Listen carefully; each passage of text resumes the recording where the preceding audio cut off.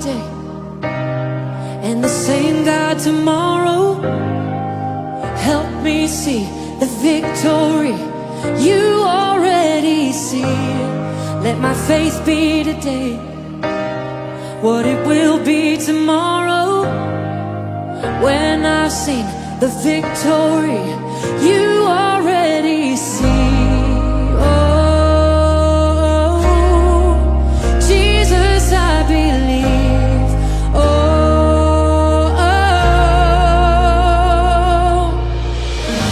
we need a miracle. You are the miracle maker, God of the impossible. There is no power greater, exceeding abundant, beyond what we could ask or think. We call on your name, Jesus.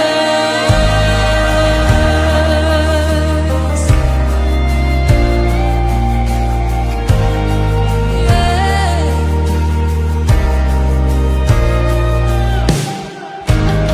By the power of your name, and all for your glory,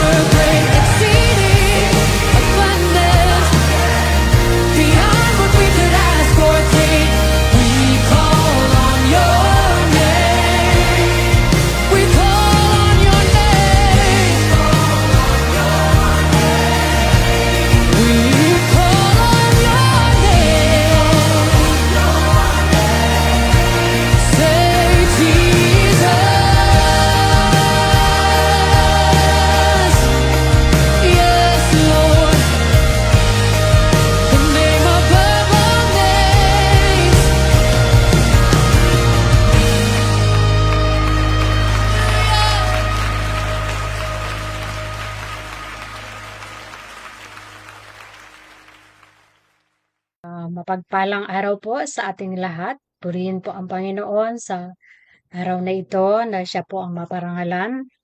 At salamat sa Panginoon na sa pagkakataon na makapagbulay-bulay pa ng salita ng Diyos. Amen. Ayan, sige po, tayo po ay manalangin. Hallelujah. O dakilang Diyos, aming Ama, purihin ka, maparangalan ka po sa oras na ito. Karapat dapat ka po na tumanggap ng papuri, pagsamba at pasasalamat. At Ama, humingi po kami ng tawad sa aming mga pagkakasala at sa aming mga pagkukulang. At Lord, salamat po sa biyayang kahabagan niyo po sa buhay ng bawat isa sa amin, Panginoon. At salamat po sa lahat ng iyong kabutihan at sa lahat po na iyong kagandahang loob na patuloyan po naming nararanasan sa buhay na ito. At Lord, sa oras na ito, hinihiling po namin ang pagsama ng iyong banal na Espiritu Santo na siyang patuloy na nabigyan kami ng kaunawaan sa iyong mga salita. Salamat po, maging pagpapala po ito sa amin pong buhay. Purihin ka, maparangalan ka po. Sa pangalan ni Jesus, ito po ang aming panalangin. Amen and amen. Ayan po rin po ang Panginoon. So, dito po tayo. Ang ating pong pagbubulay-bulayan ay ang Genesis 30. So, ito nga po ay ang biyaya at habag ng Diyos. Amen po. Purihin po ang Panginoon. Sige po. Ayan, sa Genesis 30 verse 1, na naghili si Raquel sa kanyang kapatid sapagkat hindi siya magkaanak. Sinabi niya kay Jacob, "Mamamatay ako kapag hindi pa tayo nagkaanak." Sa verse 2, nagalit si Jacob at sinabi kay Raquel, "Nasa akin ba yon? Hindi ko maaaring pangunahan ang Diyos. Siya at hindi ako ang pumipigil sa iyo upang hindi ka magkaanak." Ayun po. So, yun po, pagbubulay-bulayan po natin. Ano po? So, sa atin pong nabasa, hindi maiwasang makadama ng inggit si Raquel sa kapatid niya si Leah. Ano po? So, kahapon niya po ay napagbulayan nga po sa chapter 29. So, nabasa nga po natin na alam ni Yahweh na hindi talaga gaanong mahal ni Jacob si Leah. Kaya niloob niya na magkaroon na ito ng anak. Ano po? Niloob niya na magkaroon na ito ng 4 na anak na lalaki. Ayan, samantalang si Rachel ay wala pa.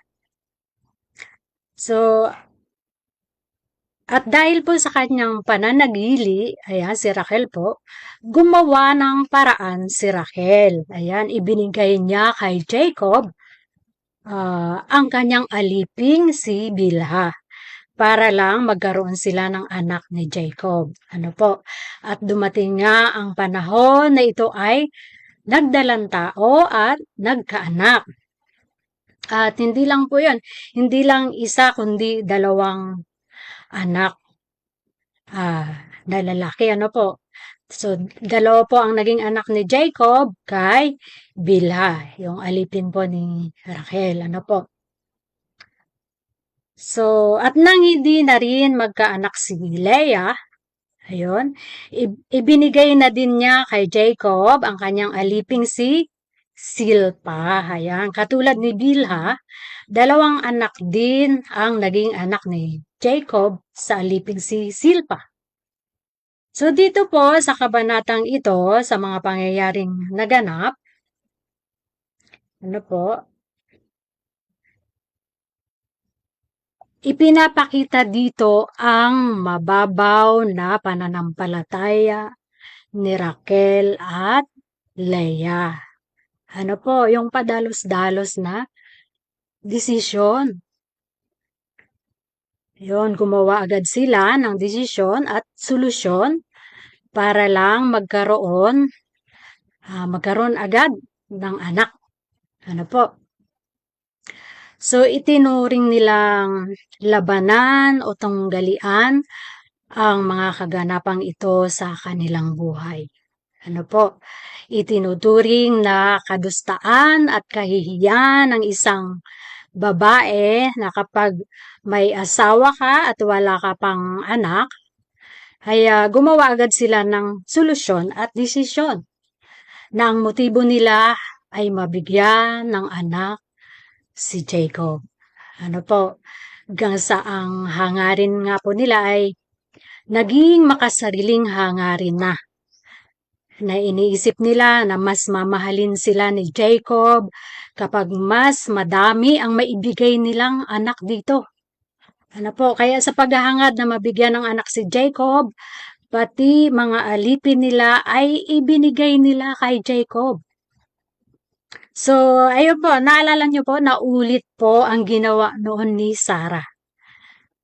Tama po ba? Ayun po, yung dahil nga hindi pa magkaanak, ibinigay niya kay Abram ang alipin niyang si Hagar para lang magkaroon ng anak. At yun nga po ay si Ismael. Ano po? Ayun. Nakalimutan ba o sadyang mababaw ang kanilang pananampalataya? O pinangunahan nila ang Diyos? Amen? Sabi nga, maging si Leia ayaw patalo. Ano po, na kahit may sarili na siyang anak, ibinigay pa rin niya. Dahil hindi na siya magkaanak uli, ay ibinigay niya ang kanyang alipin. So, ayaw patalo, walang kakontentuhan. Dahil sa nais niyang angkinin ang pagmamahal ni Jacob. So, sa wakas, nahabag din ang Diyos kay Rachel. Ayan. At dininig ang kanyang dalangin. Nagdalang tao siya at nagkaroon ng sariling anak. Sabi ni Rachel, tinubos din ako ng Diyos sa aking kadustaan at niloob na ako'y magkaanak. At tinawag niyang Jose ang kanyang anak. Ayun po. So, pinapakita sa kabanatang ito ang paglago ng pamilya ni Jacob. At sa kabila ng hamon, tunggalian, at mga pagsubok na kinaharap nila sa buhay, naranasan pa din nila yung habag at awa ng Diyos. Ano po? Sabi nga, ayun, lahat ng mga nangyayari ay ayon pa rin sa kapahintulutan ng Diyos. Marahil ito'y part pa din ng pangako ng Diyos kay Abraham. Ano po? Na sabi ng Panginoon, pararamihin niya ang lahi ni Abraham. At si Jacob nga po ay apo ni Abraham. At kasama siya sa lahi ni Abraham. Ano po? So, ang lesson po dito ay, yun po, huwag po tayong mainggit. Ano po? At kasalanan po ang mainggit. Kasi 'di ba si Rachel ay naghili. Parang nainggit siya at meron ng anak. So, kasalanan po ang mainggit. Naniniwala po ako na ang Diyos po ang nagkakaloob ng anak. Amen po. So, naniniwala po ako dun na ang Diyos nga po ang nagkakaloob ng anak. At meron po akong patotoo sa bagay na ito. Amen po. Ayan, may patotoo po ako. Year 2000, at the age of 29 years old, may 2 na akong anak. Ayan, 4 na taon na ang panganay at 3 taon naman ang aking pangalawa. Sabi ko, tama na muna itong 2 anak para maalagaan sila ng maayos. Dumating sa punto na ang isang may asawang babae kapag ayan, hindi ka dinatnan ng buwanang dalaw, ay maaalarma ka na po. Ano po mga nanay? Ayan, maaalarma ka na parang, ayan, may sign na. Ayun, sign na baka buntis. Ano po? So, ayun po, sabi ko sa Lord, Lord, sana po, wag po muna. Kasi, yung mga anak ko, mga bata pa sila, mga maliliit pa. So, alam niyo po ba ang mensahe ng Diyos sa akin? Yun, naalala ko. Marunong ka pa sa akin. Ayan. Ang iba humihingi ng anak. Ikaw na binibigyan ko, ayaw mo? So, tas may ipinaalala ang Diyos sa akin noong time na yon. Isang mag-asawa na ang tagal na nilang kasal, tapos ang tagal na wala pang anak. Yun ang ipinaalala ng Diyos sa akin. So, nakaramdam po ako ng pagkapahiya sa Panginoon. Ano po, isang mag-asawa na matagal nang humihiling sa Panginoon pero ah, ang tagal nilang naghintay. Ano po? Pero ako napakapalad ko kasi binigyan ako ng Diyos. Kaya ipinagpapasalamat ko po ang aking 3 anak. Salamat sa Panginoon, sila'y biyaya na galing sa Panginoon sapagkat naniniwala ako na ang mga anak ay regalo ng Diyos sa mag-asawa. Purihin ang Panginoon. At humingi ako ng tawad sa Panginoon. Lord, sorry po. Ayan. So, purihin po ang Panginoon.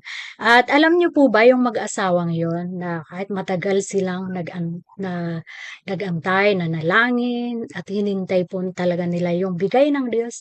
Purihin po ang Panginoon, nagkaroon po sila at biniyayaan po sila ng Panginoon ng sariling anak. Meron na po silang anak. Amen po, purihin po ang Panginoon. Kaya, sabi nga,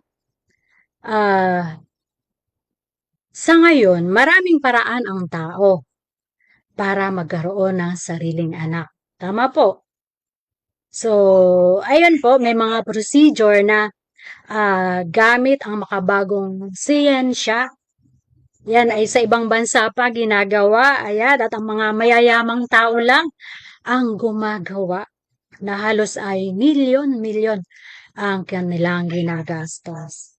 Yan, meron niya kilalang tao na ang mga anak niya ay sarili niyang anak. Doon talaga, kumbaga ginamit yung procedure na yun. Pero salamat sa Panginoon sa biyayang kaloob niya ng mga anak sa atin. Ayan, purihin pa ang Panginoon. Ang Diyos talaga ay ah, patuloy na mararanasan po natin ang kanyang biyaya at kahabagan. Yun nga po, yung lesson po ay meron lang pong tamang oras at panahon. Sabi nga, in God's perfect time. Ano po? Yan, yung talagang right time na ipagkakalob ang Diyos. Lalo na sa mga humihingi po ng anak. Hintayin lang po natin yung kaloob ng Diyos at huwag po natin siyang pangunahan. Matuto po tayong matyagang maghintay. Magtyaga po na maghintay. Amen po. Yung kaloob talaga ng Panginoon. Amen po.